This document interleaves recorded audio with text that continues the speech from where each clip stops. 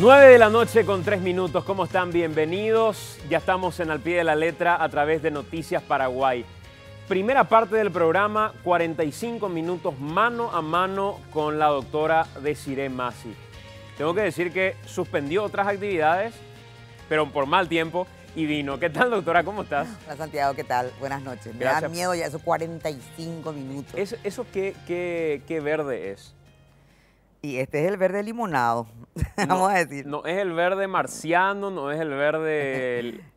El verde limonado. Este es el color original del PDP, que era verde manzana. Sí. Ahora somos más claros, somos un verde limonado. Un verde limonado. ¿Cómo imaginas que se va a componer la distribución de fuerzas del próximo Senado? Y ya arranco directamente metiéndome en tema porque quiero aprovechar cada momento.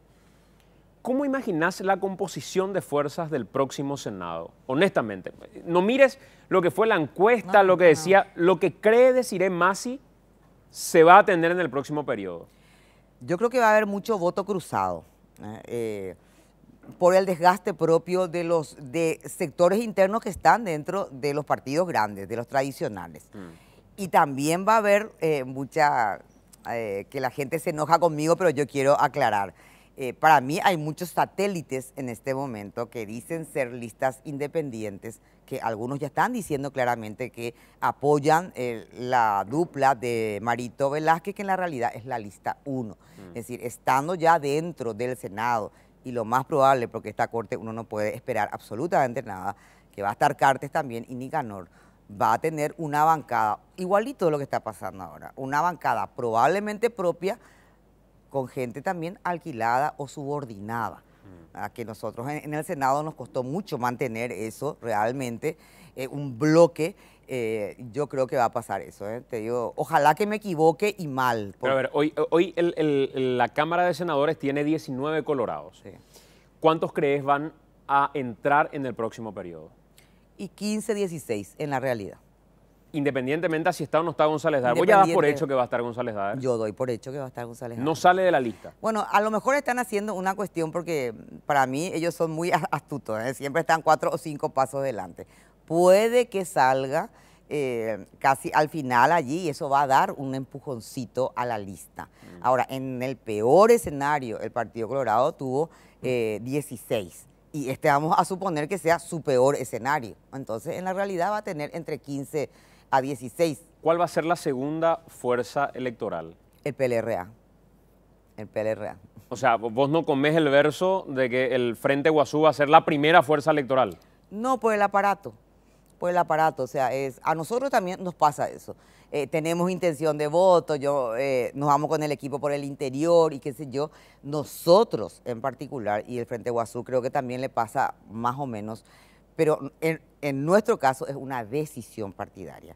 Nosotros no tenemos miembro de mesa, o sea, veedores no tenemos, tenemos apoderados en Asunción, en Central, en los centros urbanos, y nosotros nos damos cuenta perfectamente que en la anterior elección probablemente en nuestros votos reales eran para meter 4 senadores. Al no tener control, se reparten. Y nosotros no tenemos, confiamos en ese control recíproco, que cuando tenés suficientes votos no te pueden comer así 2 senadores, pero te pueden comer 1 tranquilamente. ¿Y cuántos calculás el PLRA? Y mira, ellos en este momento son 13.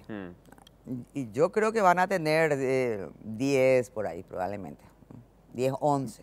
Ahí tenemos 25 senadores, sí. 26 senadores sí. Aproximadamente, ya con los 2 partidos. Sí.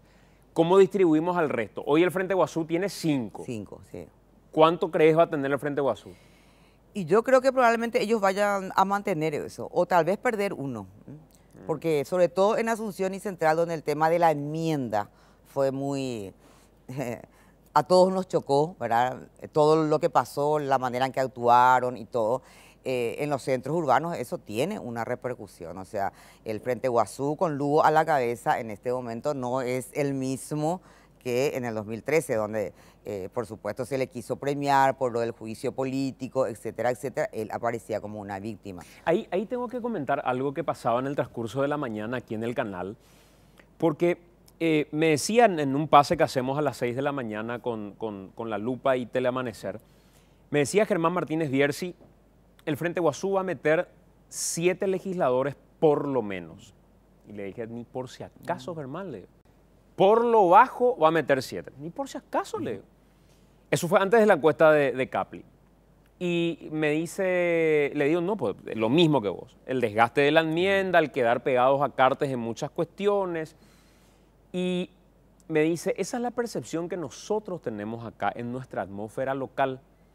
Pero en el interior, la fuerza del Lugo sigue siendo muy importante. Y ahí no hay el cálculo, está cerca de Cartes, que la enmienda constitucional, que no, es directamente la figura. Yo no comparto. ¿Vos no compartís eso? No, no comparto eso, sinceramente. Y mira que te estoy dando, le estoy dando al Frente Guazú 5 nuevamente, es decir, repetir una elección que fue muy buena para ellos. Así que no tengo por qué mentir, te voy a decir, en esto son nuestros competidores. Ahora sí se siente, yo creo que ellos hicieron una muy mala jugada, se siente que el Lugo, por supuesto, se reconoce el gobierno de Lugo, se reconoce porque uno contrasta con este y realmente hay una diferencia abismal, sobre todo para la gente más pobre, eso sí es cierto.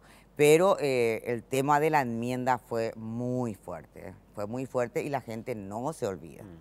Nos faltan 14 legisladores más o menos, Sí. hasta los que fuimos aquí. Sí. Después del Frente Guazú, ¿quién viene? Nosotros. El PDP. Sí, nosotros. Por encima de Patria Querida. Sí, yo creo que en este momento sí. ¿Y Yo creo que en cuántos este imaginás momento. van a meter ustedes? 4. 4 legisladores. 4. En la realidad, nuestra meta es 5, obviamente. Nosotros queremos convertirnos en la tercera fuerza en el Senado y tener diputados, que es un problema para el PDP y para cualquier otro partido que no sea tradicional, porque en los departamentos son 2, ¿verdad? Entonces se distribuyen ahí, salvo en Asunción Central, Alto Paraná, creo que en Caguazú también, ¿verdad? Donde existe la posibilidad que entre una tercera fuerza. ¿Por qué digo que nosotros necesitamos? Porque mucho de lo que hicimos este año quedó en diputados. A ver, por ejemplo, que ahora todavía queda el juicio al fiscal general. No hubo 16 diputados que firmen un pedido. Porque en la realidad, vos sabés cómo es, en el Senado 12 firmamos, sí. El presidente pone hora, punto, hasta ahí llega. En diputados, 16 diputados no fueron capaces de firmar el inicio de un juicio político al fiscal general que todo el mundo sabe que se merece salir por la ventana y de atrás. No fueron capaces. Entonces eso a nosotros nos limitó mucho, el no tener, y también limita el hecho, a ver, por ejemplo, el impuesto al tabaco y otras cuestiones quedan en la Cámara de Diputados, ahora que están diciendo que van a modificar. Entonces, se aprueba en el Senado en el marco de toda una cuestión mediática, de apoyo, de organizaciones, duerme en diputado, pasa toda esa cuestión, ¿verdad? Y después ya hacen lo que quieren, cambian y cambian. Entonces eso, nosotros necesitamos un diputado allí que pueda decir, esto es una urgencia, mete en el orden del día, mete en mesa directiva, hace sobre tablas. El PDP necesita realmente la otra pata en diputados para poder funcionar rápido. ¿Y cómo se distribuyen las demás fuerzas, decís? ¿A quiénes ves como fuerzas que podrían ingresar e integrar? Todavía nos citamos Avanza País, Avancemos País. Todavía nos citamos a una C. Una C, yo no creo para nada. ¿Vos crees que muere una C? Yo también creo. En el Senado, no sé, en diputado, pero en el Senado sí. En el Senado yo estoy convencida que sí.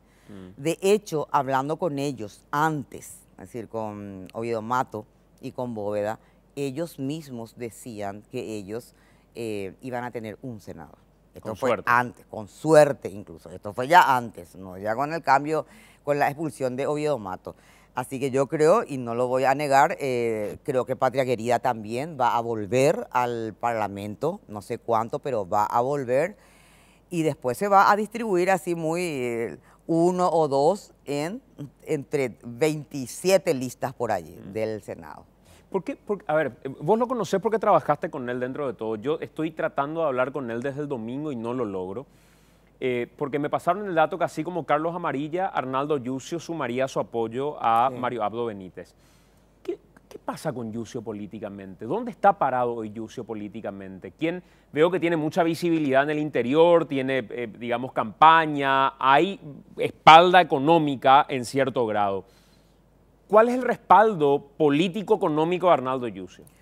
Y yo creo que él en este momento, y no te digo por ahora, en todo este último tiempo, él está cercano a Marito. Más allá de que somos amigos de la cercanía, políticamente yo creo que es cuestión de tiempo a que Yucio haga lo mismo que Carlos Amarilla.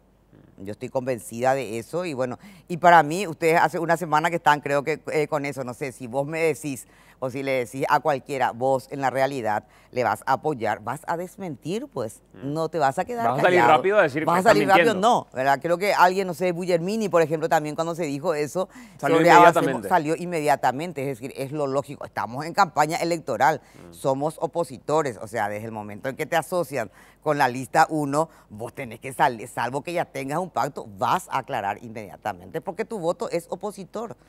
Entonces yo creo que su grupo que se llama, creo que Somos Paraguay, Sí. en este momento tiene un acuerdo casi con Marito, estarán cerrando algunas cosas, pero yo doy así como un hecho. Vamos a jugar a una cuestión de Sí. percepción nada más, no es certeza, Sí. digamos que es olfato. Siempre se habla de la candidatura o las candidaturas satélite, aquellas que en realidad son promocionadas por sectores oficialistas, hoy el cartismo. ¿Cuáles son para vos esas candidaturas satélites? Mirando decís, yo no creo que esta sea una oposición. En realidad, acá creo que es un voto del oficialismo, aunque no sea del Partido Colorado. ¿Cuáles son esas candidaturas? Mira, lo que pasa es que hay tantas listas que yo a muchos no los conozco. Ahora, el excomisario Gamarra ya dijo luego, ¿verdad? O sea, eso no es, se presenta como independiente, pero él dijo que va a apoyar a la lista 1. El señor Ditze, que es Patria Querida, no me acuerdo cómo se llama. Partido de la Juventud. Es Partido de la Juventud. Yo creo que así, bueno, como hizo Carlos Amarilla, probablemente también Yucio, yo estoy casi segura. Después hay otros grupos que son, a ver, te voy a decir que no sé qué número tiene, porque yo lo conozco muy bien, porque es de mi gremio, que se llama Lilio Irala, por ejemplo, que se presenta como independiente, como un representante de salud para el Congreso, pero él es colorado, toda su vida fue colorado, está asociado al grupo de los Ibarrola, de la Facultad de Medicina, ¿entendés? O sea, te puedo ir diciendo así porque nos conocemos todos. Y creo que hay otro médico también que nosotros sabemos que toda la vida han sido colorados. O sea, lo más lógico, hasta natural, es que ellos lleguen, o sea, van a formar parte de una bancada de lista 1. Tony Apuril, por ejemplo. Yo también creo que sí, te digo, por la votación que se tuvo en la Junta Municipal. O sea, en el Senado sobre todo, tenés que tener demasiado claros los principios. Mira, todo lo que nosotros pasamos en este momento, o sea, desde el inicio, te digo, desde que empezó, desde, vamos a hablar como PDP, desde extorsiones, o sea, intentos, presiones, ofrecimientos, que hace poco yo conté, ¿verdad?, al senador Pedro Santa Cruz, que está en una situación delicada de salud, y cuento porque él no tiene ningún problema, y aparte le da fuerza también a la gente, él tiene un cáncer, el cartismo sabía, le ofrecieron $500,000 en el marco de la enmienda. Imagínate, o sea, él es una persona que viene del interior, que no tiene nada, o sea, tenés que tener claros los principios, ¿verdad?, más allá del tema que se trate, como para decir, no, yo no me meto en esto, porque con $500,000 Pedro Arturo Santa Cruz tenía su vida asegurada, ¿verdad? Y bueno, tenés que tener claros tus principios en el Senado, y sobre todo el modelo, y estoy siendo generosa porque un modelo tiene que tener pues una trayectoria, tiene que tener una idea. Nosotros somos generosos cuando decimos el modelo cartista, pero ya que se instaló este grupo, vamos a decir, del presidente Cartes, que no tiene una ideología, ultraderecha, pero dicen que no tienen tradición, para mí no tienen más principios que la plata, para ellos y para su grupo, ¿verdad? Te llega así y ellos van a continuar, y su plan A era el Recutú, y su plan B es en este momento copar el otro poder del Estado, porque ya tienen el poder judicial, vienen por el poder legislativo, Y por supuesto se juegan a ganar el Ejecutivo. Cuando mirás para atrás en lo que fue este Congreso, ¿quiénes podés decir de verdad pueden salir del Congreso diciendo fueron oposición? ¿Quiénes? Estoy mirando de las bancadas. En la realidad, nosotros nunca hemos pactado con el cartismo. ¿Ni una sola vez? Ni una sola vez. ¿En ni un solo proyecto? En ningún solo proyecto. Nunca. Y sí hemos cometido un error que tratamos de enmendar, pero ya fue tarde, o sea, ¿Cuál? es tarde. Nosotros, el PDP, votó lo que se conoce como la ley de militarización, Sí. ¿verdad? Que la modificación esta nosotros votamos en su momento, porque allí, bueno, nosotros tenemos una cuestión política, personal y familiar contra el EPP. Yo no puedo separar eso. El EPP le amenazó a mi hijo de 10 años de secuestrarlo y eso te marca de por vida, porque se pueden meter contigo, pero cuando se meten con el hijo, con los hijos ahí te joden la vida. Es decir, en ese momento nosotros asumimos, le dimos un cheque en blanco al presidente Cartes, no por él, pensando en el EPP. Y luego, obviamente, con todo este fracaso, pero ya hace 2 años, nosotros presentamos la derogación de esa ley, que por supuesto te salen con tonterías como que nosotros queremos que ya no se luche contra el EPP. No, lo que nosotros dijimos es basta de esta cuestión conjunta, porque 2 fuerzas de seguridad que responden a 2 líneas de mando, que otra vez responden a líneas de mando paralelos del Ejecutivo paralelo, acá hay un entorno militar que manejan los militares y un entorno policial otra vez, no funcionan. Ya está eso demostrado. Nosotros creemos que se tiene que volver a lo que era antes, a que la policía, con todo lo que tiene, la policía tiene el bagaje en la realidad, tiene la parte de inteligencia. Y aparte es cumplir la Constitución, porque por Constitución seguridad interna es de la policía, nos guste o no. Así que yo te puedo decir que ese fue un error del PDP. Y además del PDP, ¿quiénes decís pueden irse con la medalla de reconocimiento de haber sido opositores? Y mira, y yo te digo que en el tema de la enmienda, el Frente Guazú es donde para mí se equivocó y mal, porque creo que tiene un costo hasta ahora. Después, en leyes, si uno ve así aparte, ¿verdad? En leyes, en proyectos de leyes, a ver, APP, en las cosas así que había que poner un freno, en la ley llave en mano, que ahora estamos viendo todo lo que está pasando, impuesto al tabaco, todo eso nosotros votamos siempre igual que el Frente Guazú. Salvo la enmienda, el resto nosotros siempre, porque nos conocemos hace mucho tiempo y tenemos luego de hecho coincidencias muy importantes. Yo no voy a negar eso, y así como tuvimos diferencias muy importantes con la enmienda, pero en lo otro nosotros siempre votamos. ¿Y esas diferencias sanaron de verdad ahora? Están sanando. Yo también te digo, yo voy a ser así también bien honesta porque la gente sabe, acá está Esperanza aparte, es un proceso, pero sí nos une en este momento. Hace poco tuvimos un panel muy, muy bueno donde vinieron gente de Chile, del Uruguay, y nos estaban contando lo que sabemos. Ahí se unieron gente, pero en serio, que ni siquiera tenía una historia en común, que venían de grupos que hasta defendieron, por ejemplo, o estaban vinculados a la dictadura de Pinochet, imagínate, ¿verdad? Hasta gente que estuvo en la guerrilla. Eso pasa. Y cómo fueron realmente acercando posiciones, que a mí me parece interesante, es decir, uno puede tener 100 diferencias en la vida, pero en Paraguay para mí la urgencia es que nos pongamos de acuerdo en 10 cosas, ¿verdad? En 5 nomás luego, empezando por educación, ¿verdad? Porque si no, no hay nada que hacer. En eso estamos de acuerdo todos los que componemos la alianza. Estamos de acuerdo en que la desigualdad, empezar la lucha contra la desigualdad ya es un imperativo ético y moral. No puede haber esta desigualdad en Paraguay. Por supuesto, en fuentes de trabajo, en el tema de Yacyretá e Itaipú, ahí está nuestra soberanía y están los recursos que nosotros necesitamos para no seguir en la bicicleta. Entonces, hay puntos de acuerdo que para mí son los más importantes, los que pueden llegar a cambiar el Paraguay. Y la lista uno no puede hablar de cambio, porque es la continuidad de este modelo. ¿No sos injusta al no recordar a quienes Hablabas del Frente Guasú Sí. que no estuvo en el tema Sí. de la enmienda constitucional porque tenía, digamos, un interés que era el de Lugo particularmente, sí. es lo que dicen ellos. Pero no sos injusta al no recordar, al menos con una mención de honor, a los disidentes. No, por supuesto, es que vos me estás hablando, vos me preguntaste de la oposición Claro, o yo entendí mal porque... yo te pregunté en la oposición, ya. pero digo, ni siquiera hay una mención diciendo, No, en no, no, esto fueron disidencia. No, pero por supuesto, vos sabés muy bien, es decir, y a mí también me consta que dentro de lo que era Añetete en su momento, también ellos resistieron no solamente la enmienda, muchísimas otras cuestiones. Por ejemplo, cuando el presidente Cartes repitió el presupuesto.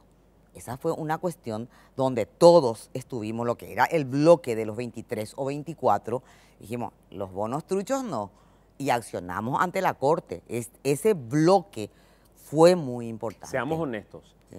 nadie se esperaba que ese grupo disidente de la ANR se mantenga hasta el final. No, nadie se esperaba. Nadie se esperaba de Nada, eso. no, nadie. No, es que cuando vos me preguntaste, yo entendí de la oposición.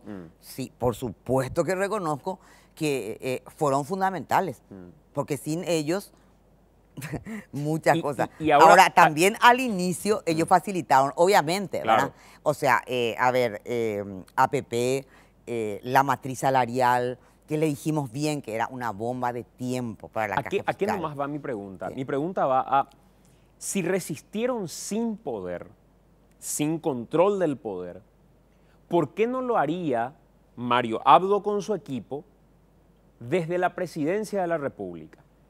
Hoy los dos estamos de acuerdo, está cerca de Cartes. Y estar cerca de Cartes, definitivamente, no sé quién decía ayer, pero yo comparto, Cartes habrá sido lo peor que pasó en Paraguay en materia institucional en toda la transición de la democracia. En términos institucionales fue Sí, de terror. sí. Le podemos reconocer otras cosas, pero en lo institucional está aplazado. Pero la coyuntura colorada hace que necesiten estar en este momento juntos, si no le va a pasar lo que le pasó en el 2008 con Fernando Lugo. Les van a desbancar ustedes y se van a quedar a pesar de que hoy la alianza no esté tan unida como en aquel entonces. Pero con poder, ¿por qué Mario Abdo Benítez no podría mantenerse prescindente de esas presiones de Cartes y de su entorno?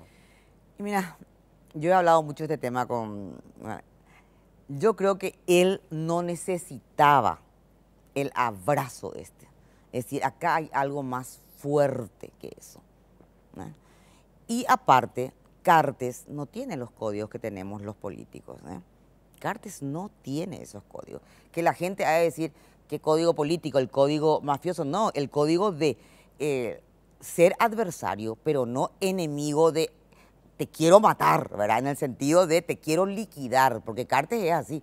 O sea, él te quiere liquidar, no es que quiere confrontar ideas, ¿verdad? Que puede perder o no. Entonces, para mí, en este momento, y yo creo que va a ser así, Cartes dentro del Senado, que vamos a tratar por todos los medios de impedir, porque va a ser realmente un retroceso muy importante, ¿eh? Aparte de una violación constitucional. Cartes termina envolviéndote porque no sé cómo explicarte, ¿verdad? En primer lugar, y yo he hablado mucho, acuérdate, los 2 primeros años también, por supuesto, todos eran lista 1, y nosotros discutíamos muchísimo con ellos. El tema APP, por ejemplo, darle un cheque en blanco, le decíamos, no se le puede dar un cheque en blanco a Cartes, porque no es cualquier presidente. Yo espero que los paraguayos aprendamos eso, es decir, mezclar poder económico con poder político en un país con baja institucionalidad es un peligro para todos. Porque si algo se puede rescatar de la transición, por supuesto, la libertad de expresión, de organización, de todo, era que había débilmente algún fortalecimiento. O sea, todos estábamos dentro de las reglas del juego. Y Cartes vino y rompió absolutamente todo eso. Quiero insistir nomás en esto. Yo creo que Cartes tiene un juego perverso. Que es un juego que él necesita, que es el de hacer favores. Sí. Hacer favores y serle útil o al partido o a una candidatura o a alguien implica que ese alguien queda debiendo algo. Y ahí es donde Cartes es fuerte, con quien le debe algo. Sí, sí. Porque a quien le debe algo, mañana puede pasarle factura. Le pasa factura al que se alía un día con él y al día siguiente se desalía. Le pasa factura al que un día le hace una misa pero al día siguiente le critica. Le pasa factura a quien le solventó un tiempo una candidatura y después se le pasó a la disidencia cuando le cortó el chorro. Ahí es donde yo creo que, no sé si es sonso, pero no se da cuenta el equipo de Añetete. Necesita estar unido al Partido Colorado, pero no necesita de Cartes. No, es que no necesita. Ahora, vamos a hacer un poco una crítica también. Yo le escucho a Marito ahora, y eso ha hecho, van a coloradizar la función pública. ¿De qué están hablando? Está luego coloradizada. O sea, eso es un retroceso. Asumir eso incluso como discurso de campaña es una falta de respeto al resto de los paraguayos, al presente y al futuro. Porque le estás diciendo, esto es como antes. A ver, mis padres, por ejemplo, ellos tuvieron que, bueno, mi papá era colorado, pero mi mamá se tuvo que afiliar al Partido Colorado. Yo y mi generación, nosotros lo que era primeros auxilios en su momento, ahora ya es, luego fue emergencias y luego trauma, ¿verdad? Nosotros no podíamos practicar en primeros auxilios siendo estudiantes de medicina porque teníamos que afiliarnos.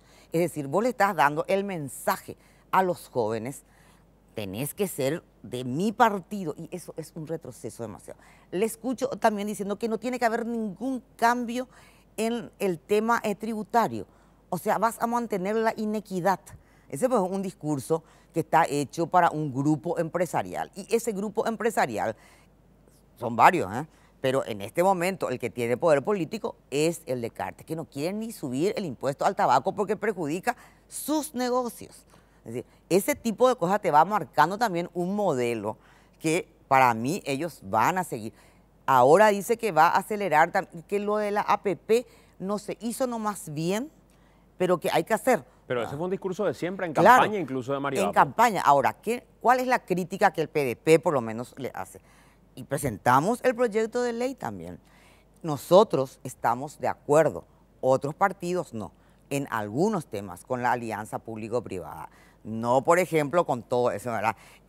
La hidrovía, la ANDE, no sé, no con eso, ¿verdad? En obras de infraestructura. Pero sostenemos y presentamos la modificación del artículo 52 que tiene que pasar por el Congreso para que sea transparente, pero con un plazo, ¿verdad? Que es, y eso pusimos en el proyecto, y ni eso se aprobó, que tiene que tener 30 días diputados y 30 días el Senado. Y si no te expedís, queda la APP que envió el Ejecutivo. Entonces tampoco es ese plazo para que algunos parlamentarios empiecen a chantajear, a extorsionar, a congelar. No, señor, el Congreso en 60 días, que es el trámite de urgencia que da la Constitución, resuelve, ¿verdad? Sí o no, pero ahí todo el mundo va a ver, ¿verdad? Esta es la empresa, este es de quién, ¿es solvente o no? No lo que está pasando en este momento. Dijiste hace rato que están sanando las heridas con el Frente Guazú, pero que todavía algunas quedan, que está en proceso. ¿Cuál es esa herida más grave que todavía tiene sus secuelas? Es decir, sanaron todas estas, pero es esta la herida principal que queda. ¿Cuál es? Y yo creo que para ser justa viene de ambos lados, ¿verdad?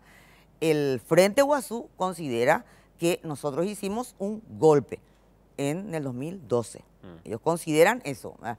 Para mí es un juicio político y yo voy a votar siempre juicio político cuando hay como lo que hubo en Curuguatú y no hay un manejo adecuado del presidente. Ahora, yo voté el juicio político en diputados. A mí no me gustó el proceso que se llevó en el Senado. Lo tengo que decir y siempre lo dije, ¿verdad? Y para nosotros, o sea, el Frente Guazú tiene esa diferencia con nosotros. ¿Y si te gustó el proceso en diputados? Tampoco, no me gustó tampoco. Porque a ver, o sea, vamos a poner algunas cuestiones. Sí. Yo sostengo hasta hoy que ese juicio político era lo que constitucionalmente correspondía. Pero en contrapartida, el libelo acusatorio era una defensa. Exacto, a eso yo iba. Porque ahí pasó. Y vos votaste esa defensa. A ver si me va a acordar. Yo voté la acusación, ¿verdad? ¿Y qué pasó ahí? Para nosotros, quien iba a entrar, vamos a decir, de nuestro, no te digo de nuestro grupo, pero que era un abogado que por lo menos podía articular el tema de que hubo negligencia posterior, ¿verdad? Y el nombramiento de la persona que estuvo allá dirigiendo como comandante de la policía y todo eso, era en su momento Sebastián Hacha. Yo le digo así con nombre y apellido. Sebastián, cuando se metieron Tuma y no me acuerdo los otros fiscales que tenían que ir al Senado, él dijo, yo no me voy a meter con esta gente. Entonces hicieron cualquier cosa. Yo por lo menos creo que se podía haber hecho algo mejor que eso y también el presidente Lugo se podía haber defendido mejor también. Ahora, ese procedimiento express en el Senado, yo con eso no estoy de acuerdo. Hoy es fácil hablar con el diario ni siquiera del día siguiente, de los años siguientes. Sí. Pero si se te da de nuevo la oportunidad, donde después de tanto tiempo asume un gobierno que no es del color que concentró el poder durante años, y la decisión es política, más allá de las razones jurídicas. Y la decisión política es sacar al gobierno de ese color. ¿Lo volverías a hacer? Lo volvería a hacer. Si hay muertos de por medio, lo volvería a hacer. Si hay muertos de por medio, lo volvería a hacer. Y esto a lo mejor me cuesta muchas cosas, pero te digo de principio. Si hay muertos de por medio, yo lo volvería a hacer. Porque creo que el presidente, el comandante en jefe, ¿verdad?, tiene que reaccionar inmediatamente. No puede avalar errores que hubo en el manejo de los policías allá. No puede poner como comandante en jefe a quien fue responsable de haber entrado así sin orden judicial, no puede. Es decir, todos tenemos que entender que en un momento dado puede haber un costo político, ¿verdad? Porque o si no, cuando uno está en el poder, por una cuestión del ser humano nomás, tiende a abusar de eso, ¿verdad? Y yo no te digo, para mí ese fue el error que tuvo. Ahora, también tuvimos un error, que es la parte que nosotros estamos subsanando en este momento, que en este momento ya hay una mesa que resuelve los conflictos dentro de lo que es la alianza. Resuelve los conflictos. No, para mí la única condición entre aliados que tiene que haber, y eso es parte, eso ocurrió en todas partes. La obligación es sentarte a la mesa, podés golpear la mesa y todo, pero no te levantes de la mesa, no te levantes. Entonces, ese problema, más allá del juicio político, nosotros tuvimos durante todo, tal vez porque sucedió todo tan rápido, ¿verdad? Entonces, eso es una responsabilidad conjunta de todos, es decir, no haber tenido una mesa donde podíamos resolver los conflictos que vamos a tener nomás luego. Bueno, esa es la herida que el Frente Guasú, digamos, nos sanó. ¿Cuál es la herida que nos sanó? La enmienda. La enmienda constitucional. Porque hoy estamos viendo las consecuencias, que cuando eso nosotros advertimos, el tema del reglamento. Vamos a ir por ahí, ¿verdad? No hay que cambiar el reglamento porque cuando eso habíamos dicho, esto va a tener consecuencias impredecibles para la República. Tito Sayer dijo en una sesión, no hay que cambiar las reglas del juego en un país con baja institucionalidad. En este momento, ¿qué tenemos? Con lo que hoy hace la Corte, que nos expide Guaú, pero esa es una maniobrita de la Corte en la realidad. Fruto de eso tenemos tengamos una fiscala que sale de un consejo de la magistratura, que sale de ese cambio del reglamento. Y quién sabe más, y quién sabe qué más podemos llegar a tener. Porque yo no sé si nosotros, ojalá que tengamos la fuerza, todos juntos ya ahora, aprendiendo todos la lección, de volver a cambiar el reglamento, de que existan mayorías calificadas. Acuérdate que el Congreso que viene va a tener no solamente, bueno, lo de la Fiscalía, vamos a ver si se resuelve, ojalá que no ahora, pero probablemente tenga, lo que va a tener seguro es la renovación de casi 40% de la Corte, no es poca cosa. En esa mesa de diálogo, vos hoy decís públicamente, yo hago mea culpa del caso del juicio político, reconozco como ese un motivo de tensión, pero lo volvería a hacer. El Frente Guasú en algún momento se sienta con ustedes y dice, nosotros reconocemos el quiebre institucional que promovimos y avalamos con el cambio del reglamento, ¿o nunca lo hizo? No, todavía no, pero yo creo que en algún momento sí. ¿Pero vos crees que para el Frente Guasú si fue un quiebre institucional o que hoy va a decir, pues mira lo que dice la Corte, valida lo que nosotros hicimos. No, yo le escuché a Carlos Filisola ya, ¿verdad? Una partecita, no sé, donde justamente decía que era una barbaridad lo que estaba haciendo la Corte. Aparte, es insostenible lo que hizo la Corte. Sinceramente, yo no sé. Encima miente, porque dice que nuestros abogados no identificaron los artículos constitucionales que se hayan violado. Están claramente identificados. Claramente, es decir, no puede hacer la Corte, tiene esta conducta, se lava las manos. Ya hizo con Nicanor también con la candidatura. O sea, siempre hace, pero ¿qué pasa? Para mí, que la mayoría actual, que es la bancada unificada, como le llaman ellos, va a aprovechar esta coyuntura ahora que se creó, ¿verdad? Y van a hacer una interpretación extensiva, ¿verdad? Y van a decir, bueno, la Corte luego ya, al no expedirse, pues sabes cómo es, se pueden interpretar muchas maneras. Al no expedirse válido. Al no expedirse válido, que no es válido eso. Pero vamos a empezar otra vez en un conflicto, con lo cual ahora estamos en el juego de las mayorías, que son, en este momento, si estamos todos con 23, y si estamos menos, con menos, es decir, una mayoría simple. Un par de cuestiones finales.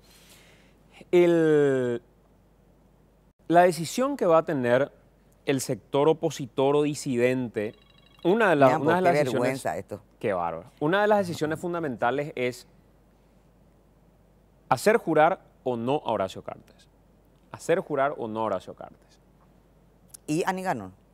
Y a Nicanor Duarte Frutos. Pero Nicanor no jura con todo el resto. A diferencia de Cartes que jura en un momento diferente. Y se supone que sí. Va a jurar, dijo que sí. Bueno. Honestamente deciré, te seduce más la idea, no hablo de lo jurídico, de lo que te seduce estoy hablando, la idea de no permitir el juramento de Cartes o la idea de permitir su juramento y tenerle 5 años sentado en el Congreso pudiendo decirle todo lo que querés decirle. No. Nosotros vamos a hacer hasta lo imposible para que Cartes no esté en el Senado.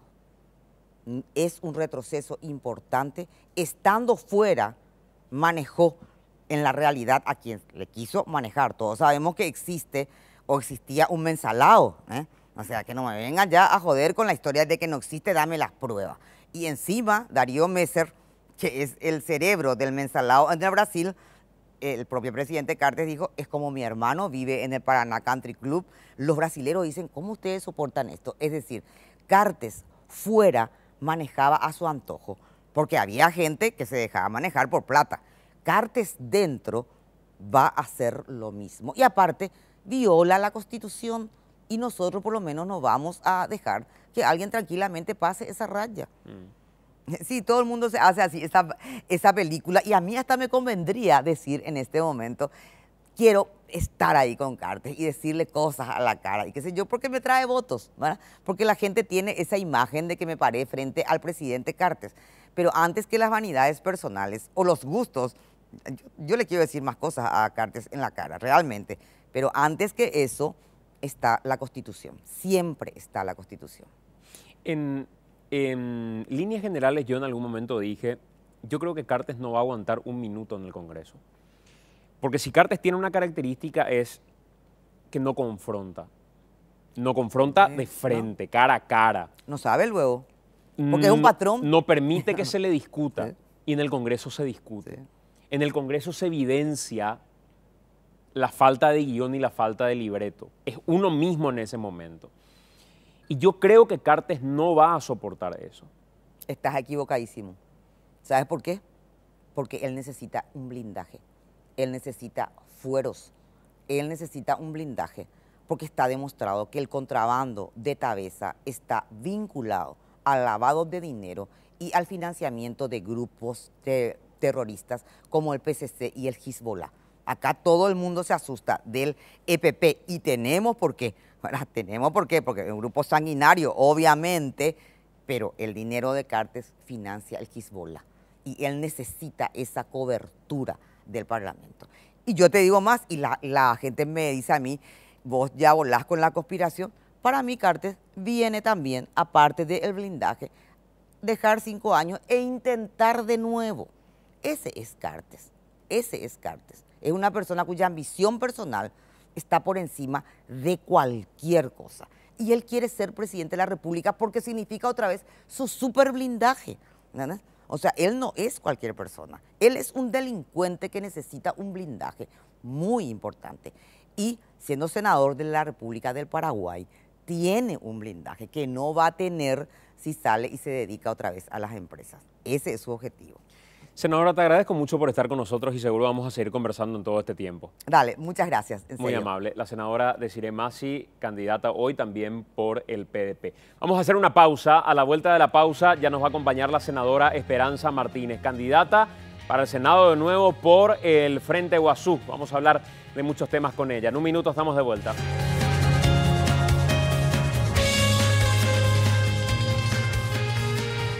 21:48, estamos de vuelta y ya nos acompaña la senadora Esperanza Martínez en esta segunda parte del programa. Tengo que destacar y reconocerle que en todo este tiempo de tensiones y diferencias políticas, probablemente la única dentro del Frente Guazú que ha sido abierta, se ha demostrado abierta como para poder conversar con los medios de prensa, confrontar, pero dentro del ámbito del respeto siempre, fue la senadora del Frente Guazú, Esperanza Martínez, así que le agradezco el estar con nosotros también hoy. ¿Qué tal, senadora? ¿Cómo estás? Bienvenida. Buenas noches, Santiago. También un saludo especial a la audiencia y también gracias por los comentarios. Lo primero que quiero preguntarte, aprovechando que fuiste ministra de Salud, es esta guerra que hoy se da con respecto al tema del dengue, entre el Ministerio de Salud, que cree más importante lo que dice el doctor Arbo, y lo confronta, más allá de asumir responsabilidades. ¿Cómo mirás desde afuera? ¿Qué está pasando con el dengue hoy? Muy brevemente. Bueno, yo creo que el dengue, esta epidemia de dengue, porque hay que pensar que Paraguay, con esta tropicalización que tiene de su clima, que hoy tenemos lluvia intermitente casi todos los días, que no era propio de nuestro clima, va a tener dengue todos los años, va a tener brotes y probablemente en algunos periodos epidemias. ¿Qué es lo que sucedió acá? Vino un tiempo de campaña y yo creo que el ministerio ocultó cifras, minimizó la situación porque estábamos en tiempos de campaña y creo que ese es su error estratégico institucional.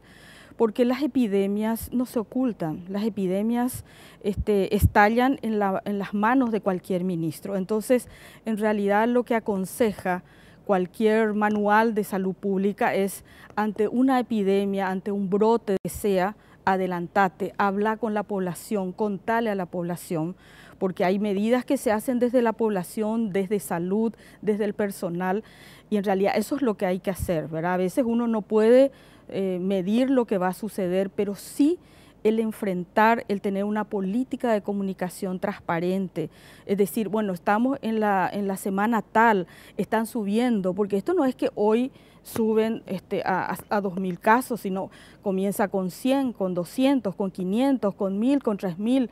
La epidemia tiene una curva ascendente y descendente con y sin control, ¿verdad?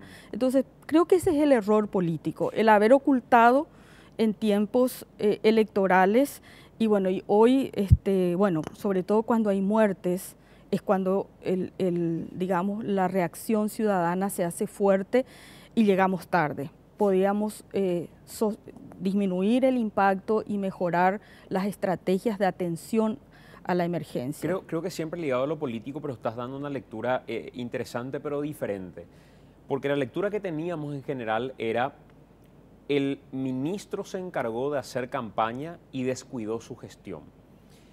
Tu postura es, evitando un impacto en campaña, se ocultaron los datos y se le mintió a la gente.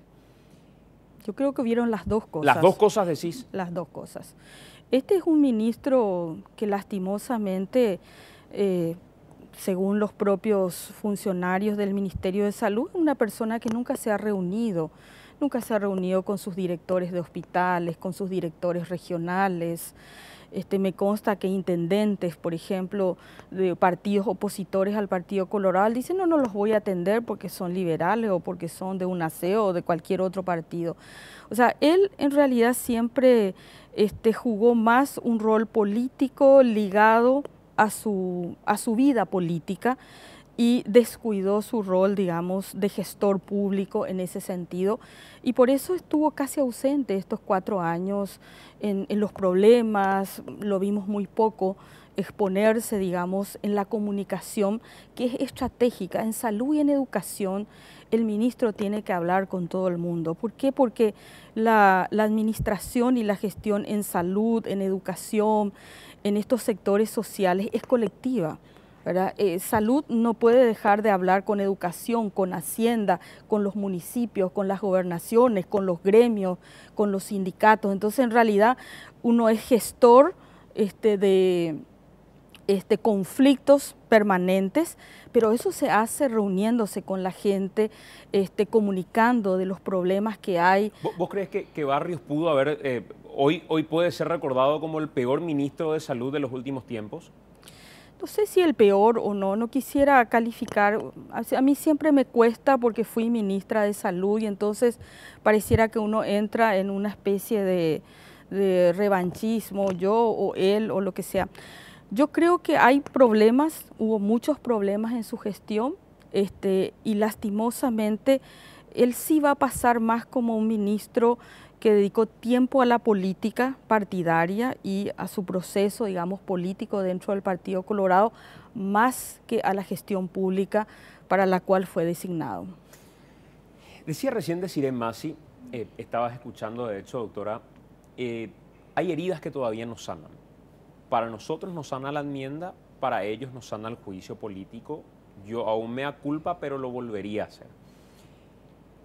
¿Vos creés que ustedes cometieron en el proceso de enmienda algún error, asumiendo que para ustedes la enmienda siempre fue el fin, legítimo para ustedes? Pero en el camino, ¿crees que tomaron caminos equivocados, atajos inapropiados para poder llegar a su objetivo?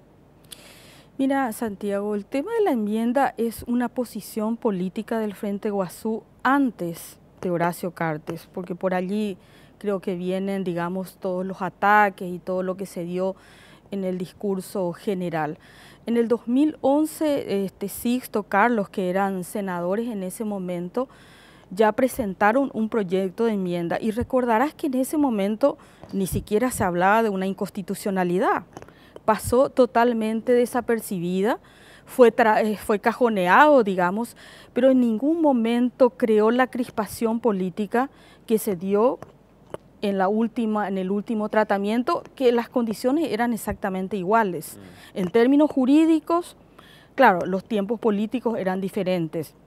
En el 2011 el Frente Guazú, que no se llamaba así, pero digamos lo que pudiera ser esta coalición de fuerzas que representábamos digamos, al sector progresista que acompañaba a Lugo, planteó la enmienda. Nadie salió, no hubo un solo comunicador que haya dicho se está colocando una cuestión inconstitucional, etcétera, ni que pudiera terminar al grado de polarización social que se dio posteriormente. Entonces, en realidad, si me preguntás, para nosotros fue una posición política asumida que lo volvíamos a plantear en estas circunstancias, coincidía con el interés del presidente Cartes, pero lo hicimos, digamos, en ese mismo sentido de dar continuidad a una propuesta política, una vía política para colocarle al Fernando Lugo como el mejor referente posible capaz de enfrentar al modelo cartista. Yo entiendo por eso plenamente esa argumentación y no estoy haciendo un cuestionamiento al fin, sino que a los medios. Y ahí va mi pregunta. Hoy mirás todo lo que pasó. El diario del día siguiente, como le decía recién a Desiree, y decís, yo puedo querer esa copa, pero si para quedarme con esa copa tengo que golpear a Esperanza Martínez y el precio va a ser haberla golpeado para quedarme con la copa, no lo voy a hacer. Hay un límite, no lo voy a hacer. Mi pregunta es, mirando lo que fue el proceso de la enmienda, todo lo que pasó, doctora, entendiendo que su lucha la consideraban legítima, ¿crees que hay algo que mirando para atrás puedas decir, esto quizás no lo hubiéramos hecho o quizá aquí hubiéramos frenado, o quizá este atajo no hubiéramos tomado. Si miraras desde el punto de vista más crítico y analítico, no el fin, sino los medios. Sí, yo creo que, Santiago, mirando para atrás, uno de los aprendizajes que tenemos de este proceso es que cuando se plantean situaciones como las que se vivió con la enmienda y se discute una cuestión política que termina, digamos, polarizando sectores, tenemos que mejorar el proceso de comunicación, porque aquí, ¿qué es lo que pasó, verdad? Se dio una fuerte polarización y una discusión social y dejamos que esa polarización tomara un límite del cual lamentamos, por supuesto, una vida hoy, ¿verdad? Pero yo creo que esa es una lección no solamente para la enmienda, es una lección en general. Fíjate, y te voy a dar otro ejemplo. En este momento tenemos una película ganada en Berlín. Va a parecer una cosa extraña, ¿no? Pero que toca un tema emblemático, que es el tema de una pareja de mujeres lesbianas. Y resulta que hoy hay sectores que dicen, nosotros no vamos a permitir que esta película se vea en el Paraguay y vamos a obstaculizar. Ese pensamiento, esa polarización que hace que cuando hay una idea, porque acá había una idea política, a favor o en contra, puede ser las relaciones homosexuales, puede ser el fútbol, puede ser tu opción religiosa. Yo creo que eso es lo que tenemos que aprender los paraguayos, que tenemos que tener diferencias políticas, tenemos que debatirlas, pero que tenemos que aprender a que eso se haga siempre en un marco de respeto. Y creo que eso viene de nuestra historia autoritaria, de nuestra historia de años de dictadura, de modelo absolutista, ¿verdad? Aquí vos le preguntabas a Desiree sobre el tema de Mario Abdo, decías, bueno, él puede o no cambiar, etcétera. Hay una historia en el Paraguay de autoritarismo y de un modelo excluyente. El que no piensa conmigo está contrario, ¿verdad? O si vos tenés un posicionamiento diferente, ya nos convertimos en adversarios que pueden terminar generando violencia. Y eso lo vemos en cosas tan familiares como el fútbol. En este país terminamos un partido de fútbol y terminan habiendo jóvenes que lamentamos, digamos, hasta muertes o enfrentamientos, etcétera. Tenemos una violencia hacia las mujeres, aprovechando que el 8 de marzo vamos a hablar de la violencia en general de las mujeres. Cada 7 días una mujer es asesinada por su pareja o su expareja. O sea, ¿qué quiero concluir con esto, Santiago? En que en realidad el aprendizaje de lo que se dio en la enmienda, el aprendizaje que se dio en su momento con el golpe parlamentario, es que en Paraguay tenemos que hacer más democracia, tenemos que aprender a tener posiciones diferentes, pero eso no termine con el asesinato de Argaña o no termine con lo que sucedió en Curuguatú o lo que sucedió en marzo pasado. O sea, este país tiene que ahondar en más democracia, en más tolerancia, en más capacidad de ser una sociedad democrática que convivan. Yo pienso diferente, vos pensás diferente, Santiago, pero eso no nos permite que yo vaya a incendiar tu casa ni que termine en ningún tipo de violencia física. A ver, ¿por qué hacía la pregunta ya dentro de un ambiente de análisis y donde el tablero no cambia a partir de la respuesta? No es lo mismo preguntar esto el 31 de marzo que preguntar hoy, donde de alguna manera uno hace un mea culpa, mira para atrás y dice, acá pude haber equivocado el camino. Yo le reconozco algo a Lugo del proceso de juicio político, que convencido él que no era la forma de sacarlo y que no correspondía, dijo públicamente, no voy a permitir una gota de sangre producto de este conflicto. Y se va. Y hoy uno mira y dice, para impedir que se dé una gota de sangre, el hombre se retira a pesar de lo injusto que consideraba él ese proceso. Mirando hoy para atrás todo lo que fue el 31 de marzo y lo que terminó el 1 de abril con el asesinato de Rodrigo Quintana, mi pregunta es, sabiendo que esta respuesta no va a cambiar el curso de la historia ni los episodios que se dieron, ¿hay algo que el Frente Guasú diga, a esto no vamos a llegar, o esto no hubiera sido un atajo, o este no hubiera sido el camino? ¿O es la convicción de decir, cuando estamos convencidos, al precio que fuera, porque esa es la convicción que tenemos? No, en realidad cuando el Frente Guasú plantea la defensa de sus ideas, en este caso estar a favor, en realidad el Frente Guasú lo que plantea es una idea política. Aquí en realidad no es la defensa de la idea, sino cómo transcurrió ese proceso de polarización y de intolerancia. Y eso te digo, no es un problema por la enmienda en sí, pueden ser otros temas que generen la misma reacción y la misma polarización y el mismo resultado.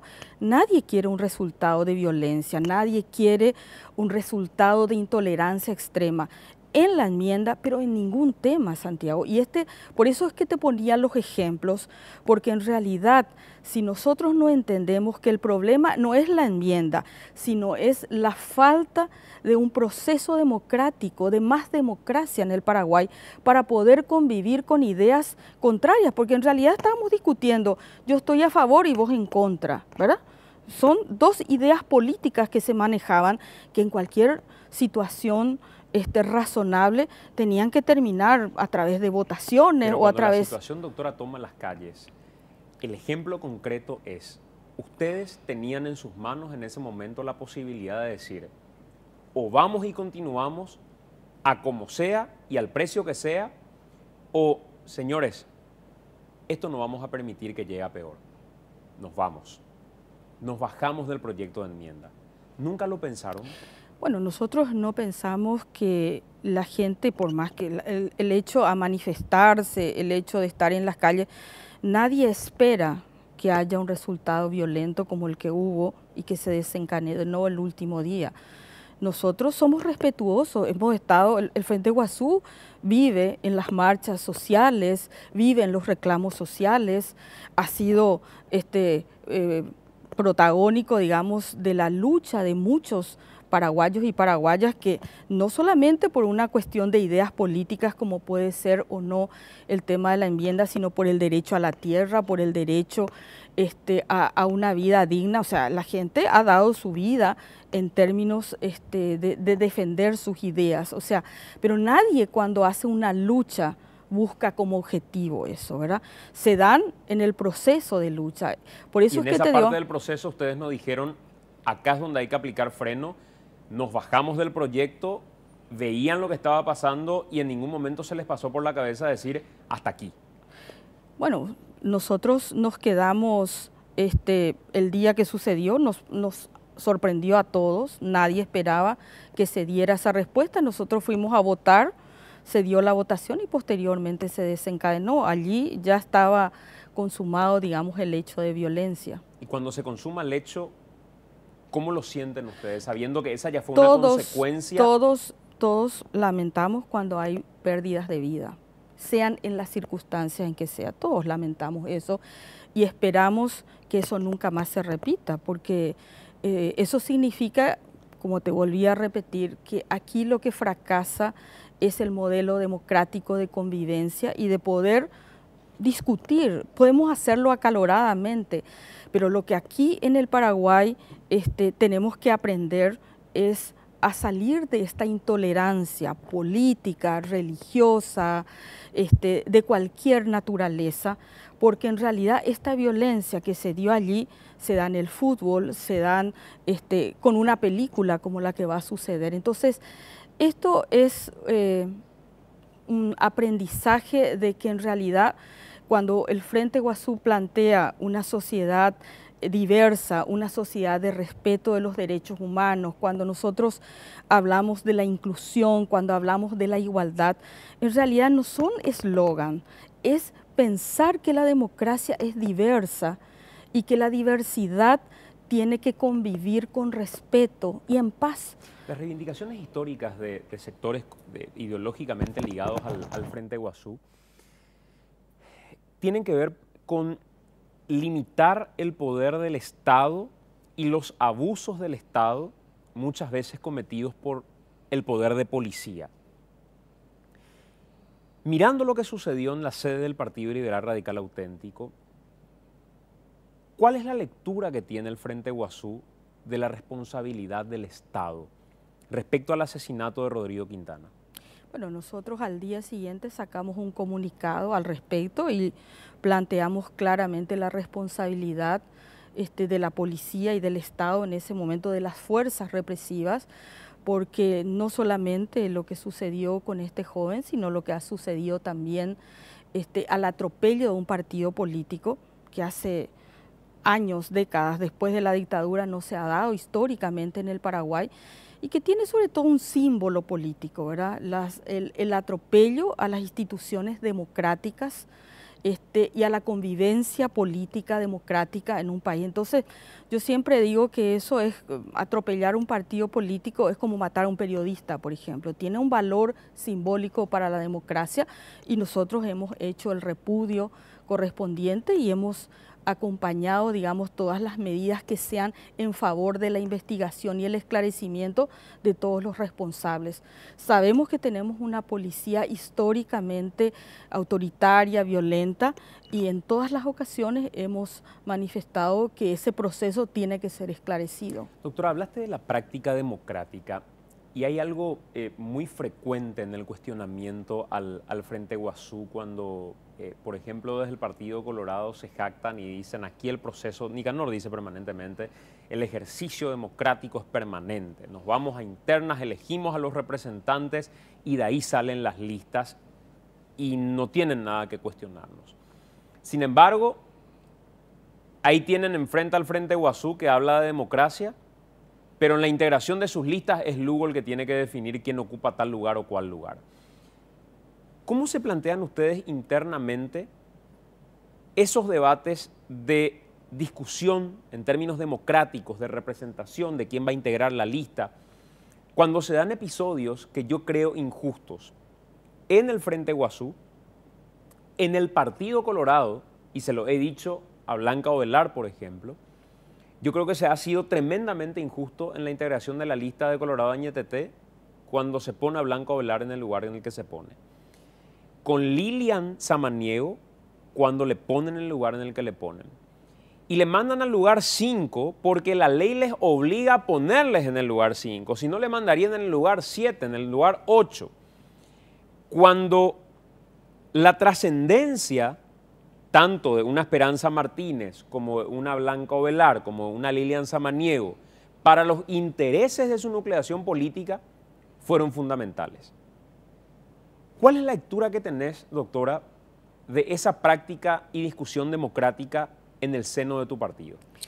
Bueno, tocaste dos cosas diferentes. Una cosa es el rol que ocupamos las mujeres en las listas, que va a ser motivo de la discusión del próximo jueves en el Parlamento a raíz de la ley de paridad, que tiene que ver más bien con una cuestión de modelo patriarcal, histórico, machista, y que en realidad la participación de las mujeres no se dan en todos los ámbitos dentro de este proceso cultural que se vivió en el Paraguay desde su inicio, veamos. O sea, ese es un tema aparte que digamos, tiene una discusión diferente. Con respecto a la supuesta democracia o no democracia en el Frente Guasú, y yo te diría que en realidad el Frente Guasú en primer lugar no es un partido, es una coalición de fuerzas.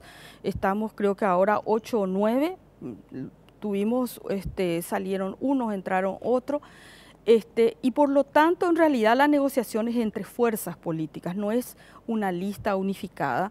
Y entonces lo que se hace son negociaciones de espacio de una multifuerza desde diferentes sectores, por lo tanto... Pero donde las cúpulas eligen. Yo no veo una elección donde yo, si fuera parte de uno de los movimientos o sectores del Frente Guazú, voy y digo, quiero que Esperanza sea la representante. Esa discusión, digamos, no existe. No, en realidad en todos los... nosotros tenemos modelos asamblearios comunitarios, se van discutiendo a nivel de los distritos y después se van lanzando las candidaturas, como en cualquier partido. Las candidaturas se lanzan y se discuten integraciones de lista. Lo sucede en partidos muy grandes como el Partido Colorado, integran una lista, van conversando fuerzas para consolidar una lista. Y hoy, aunque vos no lo creas, el Frente Guazú a excepción de las dos listas nacionales, en realidad están las mismas fuerzas políticas han actuado en alianzas totalmente diferentes y han confrontado internas en todos los departamentos, a tal punto que en algunos departamentos hay integraciones con la lista del Partido Liberal, en otros hay integraciones de lista 40, 100%, en otros hay otras fuerzas progresistas, como por ejemplo con el Partido Febrerista, con el PDP, etcétera. En realidad se da ese proceso de construcción democrática y de discusión para conformación de las listas y también se dan confrontaciones internas. Que no hay un proceso abierto, público, de selección por vía del voto. Convengamos que eso no existe, doctora. No, hoy, y quizá, no sé, sea parte de alguna cultura que haya que trabajar de manera diferente, pero eso hoy no existe. Pero pasamos por procesos de internas también. En algunos casos hay lista unificada y en algunos casos se compiten. Lo que pasa que nuestras internas no tienen la trascendencia a los dos partidos tradicionales que tienen, por supuesto, una estructura partidaria. Nuestras estructuras son mucho más pequeñas. Pero se dan toda la confrontación y la discusión y se dan internas dentro del propio Frente Guazú y de los partidos. Hoy vos ocupás el lugar 5 en la lista, ¿verdad? Ocupabas Ocupaba el 4 y ahora ocupo el 3. Ocupabas el 4. ¿Cómo se decide que Esperanza Martínez va a ocupar el lugar 4? ¿Cuál es la fórmula, digamos, que si son varios equipos políticos, si sí van a una interna, sean chicas o no, cuál fue el mecanismo electoral democrático que tiró como fórmula que Esperanza tiene que ser 4 y no 2? No, en este caso fue producto de una negociación política, como se da solamente que hubo una sola lista, entonces por eso no ha habido confrontaciones, pero en todos los partidos quien está en el 4, en el 3, en el 2 o en el 8 es parte de una negociación política. ¿Por qué está Blanca Ovelar en el lugar que está? O está Lilian, o está Calé, o lo que sea. Es parte, simplemente que como es un partido más grande, evidentemente necesitan de numerosas listas para poder confrontar.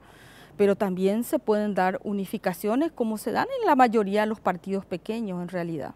¿Y vos no crees, doctora, que esto, y repito, lo mismo le cuestionaba al Partido Colorado? Yo creo que el Partido Colorado ha sido todavía más descortés en el momento en el que integra el Comité Nacional o la conducción partidaria de la ANR y ni le tienen en cuenta a Blanca Ovelar y a Lilian Samaniego. Creo que se ha sido descortés desde todo punto de vista y hoy correctamente están alejadas, de alguna manera molestas por esta situación.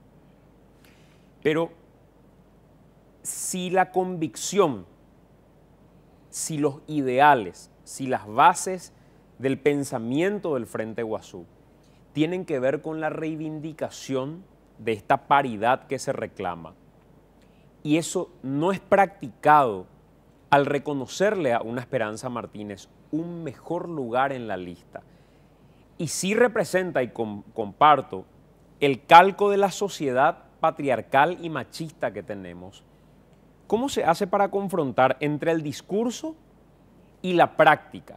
El discurso que reclama paridad pero la práctica interna que relega. Y se disputa eso, Santiago. Las mujeres no hemos conseguido ningún espacio sin disputar, sin estar presentes, sin participar en política, sin hacernos visibles y sin demostrar nuestra capacidad para disputar esos espacios. Todas las mujeres, históricamente, aquí y en todas partes, disputamos esto y lo hacemos en el medio de la disputa. Nada nos ha sido gratis, desde votar. Fíjate que siempre, hoy decía Lilian en una conversación que teníamos, nosotros tenemos un reconocimiento que no hemos hecho en su medida a las mujeres luchadoras por el sufragio. Para que nosotros pudiéramos votar, han muerto mujeres, han sido encarceladas mujeres, han sido ridiculizadas las mujeres. O sea, esto en ninguna parte es gratis y aplica la presencia y la lucha de las mujeres. ¿Y eso no te parece hoy, repito, una incoherencia en el interior de tu partido pero que debe claro, ser subsanada? Pero quizá? claro, y yo creo que se lucha y se va ganando adhesiones. Por eso hoy los compañeros del Frente Guazú apoyan la ley de paridad. Y creo que es un proceso de crecimiento de los compañeros que yo valoro y respeto mucho. Eso tampoco quiere decir que todos estén de acuerdo, ¿verdad? Así como hay sectores del Partido Colorado, del Partido Liberal, que nos van a apoyar el jueves. Y bueno, y es un proceso de cambio de cultura en la sociedad paraguaya. Por eso es que nosotros hablamos que la ley de paridad va a cambiar el concepto de la democracia. Nosotros no creemos una cuota del 50%, nosotros creemos que hay que ir avanzando en la convivencia en iguales condiciones de mujeres y hombres en todo el desarrollo de la sociedad. En la gestión pública, en los sindicatos, en las asociaciones, en los espacios de vida comunitaria. O sea, nosotros necesitamos cambiar una cultura, digamos, de supremacía, de control de todo lo público a través de la presencia de los varones, y todo lo privado queda para las mujeres y el cuidado y la reproducción, y pensar que toda la vida tiene que ser compartida entre hombres y mujeres. Tenemos que criar juntos a nuestros hijos, tenemos que trabajar y hacernos cargo de las tareas del hogar, de la economía del hogar, de la política, de la ingeniería, del periodismo, de todas las tareas, y avanzar en esa sociedad inclusiva, tolerante y de mutuo respeto y de construcción de manera colectiva y paritaria. Y eso es un proceso, va a llevar mucho tiempo, y una ley como la ley de paridad lo que permite es dar garantías para que eso se avance y se pueda ir consolidando. Ustedes se reafirman en que Cartes no debe jurar. Así es. O si la Corte Suprema de Justicia finalmente da luz verde a la candidatura e ingresa Horacio Cartes, ¿esa posición puede ser diferente? No, nosotros creemos que el presidente Cartes y el expresidente Nicanor Duarte Frutos no deben ser senadores activos. Ellos tienen que ocupar su bancada como senadores vitalicios. Y si la Corte dice, puede correr la candidatura, ¿están obligados a permitirle el juramento? Vamos a debatir eso en su momento. No tienen hoy definido. En realidad no lo hemos hablado como equipo del Frente Guazú. ¿Y cuál es tu posición, doctora, sobre eso? Yo creo que no. Yo creo que hay que hacer respetar y hacerles sentar como senadores vitalicios. Es el lugar que les corresponde. O sea, si la Corte dice, su candidatura es legítima, pueden correr, ustedes tendrían... No, ¿Vos crees hablando a título personal. ¿Vos crees que habría que hacer valer lo que dice en la interpretación tuya la Constitución, que es no permitirle el juramento como activos? Yo le pediría que asuman como senadores vitalicios y que respeten la Constitución. Podemos perder en esa votación, podemos no tener los votos suficientes, pero creo que hay que hacer respetar lo que corresponde. Doctora, si tuvieras que mirar el gobierno de Fernando Lugo y el gobierno de Horacio Cartes y citar tres tópicos muy puntuales, creo que uno de ellos ya es salud porque lo hemos hablado, en donde definitivamente se ha dado un retroceso. ¿Cuáles serían esos puntos? Bueno, en primer lugar, hay que reconocer que el gobierno de Fernando Lugo fue el primer gobierno que abrió la posibilidad de un gobierno participativo, plural, y que empezó a entender que la democracia significa poder respetar a los 7 millones de paraguayos y hacer políticas para 7 millones de paraguayos. Horacio Cartes se retrotrae a este gobierno patrimonialista que tenemos desde hace muchos años, donde el Partido Colorado ha instalado una idea de desigualdad, donde los colorados tienen derecho al Estado, tienen derecho a los beneficios, tienen derecho a la vida política pública y a ser partícipes de la sociedad, y los que no son colorados están restringidos, una sociedad de desiguales. Fernando Lugo logró establecer una democracia capaz de respetar y de ser un presidente de todos los paraguayos. Y eso tiene mucho valor cuando veníamos de un modelo autoritario donde 35 años hubo un valor absoluto en la política, un hombre que definía la vida, el patrimonio y la historia del Paraguay de manera unipersonal. El segundo elemento importante es que Fernando Lugo logra entender de que hay que aplicar recursos económicos para transformar la realidad social en el Paraguay. Y por eso muchas de sus medidas económicas han colocado recursos para la salud, para la educación, para la tercera edad, para una serie de otros proyectos en un Paraguay donde la pobreza es el problema más importante, seguida de la desigualdad social. Y el tercer elemento es que Fernando Lugo viene al gobierno con una serie de propuestas políticas que termina cumpliendo como parte de su gobierno. Prometió la renegociación de Itaipú y lo consiguió en alguna medida. Prometió las políticas sociales como salud, que firmó un pacto político antes y llevó. O sea, trajo la práctica de un gobierno que hace promesas, que las cumple y que tiene una visión de una sociedad de cambio y de transformaciones hacia conquistas sociales y hacia una mirada, digamos, incluyente de la sociedad. ¿Qué hace Horacio Cartes? Y volvemos al gobierno para unos pocos, el gobierno para sus amigos empresarios, para los negocios a su entorno, los negocios del ministro de Obras Públicas, de su papá, de su equipo económico, del dueño de la tabacalera, del dueño del banco, que él es propietario, etcétera.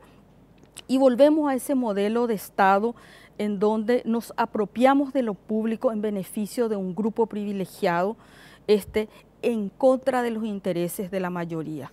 Autoritarismo, un modelo neoliberal trasnochado que termina dejándonos un país en deuda, con más pobreza y con más desigualdad. Doctora, ¿vos crees que es justo considerar la dictadura una carga hereditaria? Y digo esto en función a Mario Abdo Benítez. ¿Es justo que por el hecho de haber sido el hijo de Mario Abdo, hoy tenga para muchos la sospecha de decir nos retrotrae a la dictadura, nos lleva a la dictadura, a la práctica de la dictadura, cuando probablemente su conducta haya sido incluso de disidencia cuando le toca asumir un rol políticamente protagónico a un modelo que tenía rasgos autoritarios como el caso de Horacio Cartes?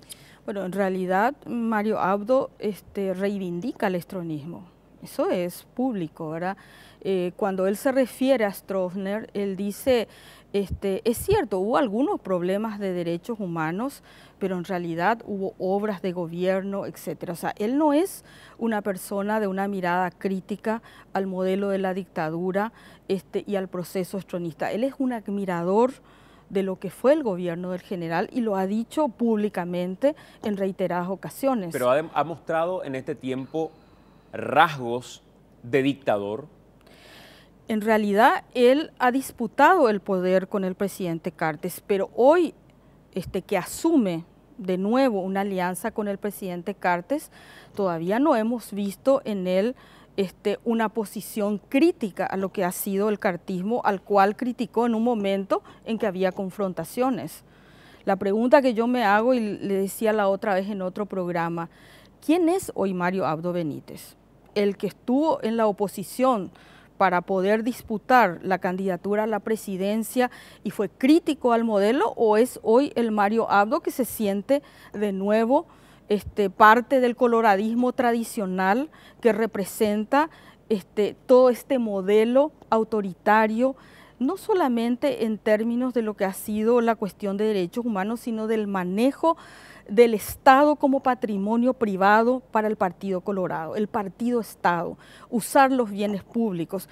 En su campaña electoral se ha subido a los aviones presidenciales, ha usado el Buruicharoga como PC para poder trabajar en este tema político. Se sabe que todos los ministerios están usando bienes públicos, o sea, y él no tiene una mirada a este modelo que viene culturalmente del estronismo y que ha sido la peor herencia del estronismo, la transformación cultural de la sociedad. Doctora, por último, ¿crees en las encuestas que se publicaban hace días nada más del Frente Guazú, arrasando en el Senado, logrando 17 legisladores, si es que el sistema DON no falla, que publicaba Francisco Capli en particular? ¿Crees en esas encuestas o cómo la tomás? Yo soy muy prudente en esta guerra de las encuestas. El Frente Guazú ha sido siempre muy crítico y ha colocado de alguna manera una ley un proyecto de ley justamente para evitar que en tiempos de campaña las encuestas puedan ser más un arma, digamos, de colocación de tendencias, etcétera.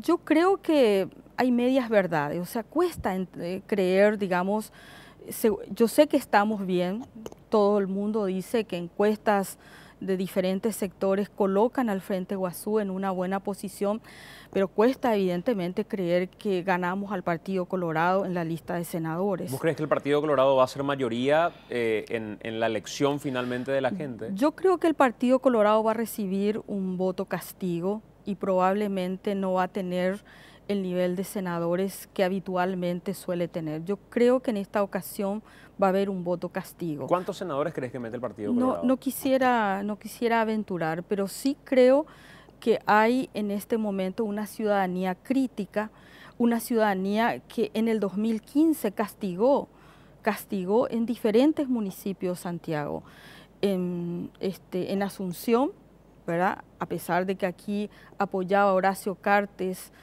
Arnaldo Samaniego, se logró transformar la polaridad de la Municipalidad de Asunción.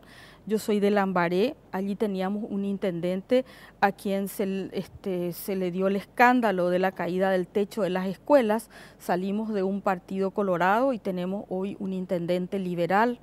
En Limpio teníamos un candidato histórico del Partido Liberal. Salió un video que mostraba al intendente abusando de su secretaria. Pasamos de un gobierno liberal a un Volviendo Colorado. Yo creo que hay una ciudadanía crítica, una ciudadanía en crecimiento, una ciudadanía que dice que va a votar en estas elecciones en un 90% cruzado. Por lo tanto, estamos avanzando hacia una ciudadanía que empieza a elegir, no solamente a votar. Y creo que eso es muy saludable, Santiago. Doctora, te agradezco mucho por acompañarnos, muy amable. Gracias a vos por la oportunidad.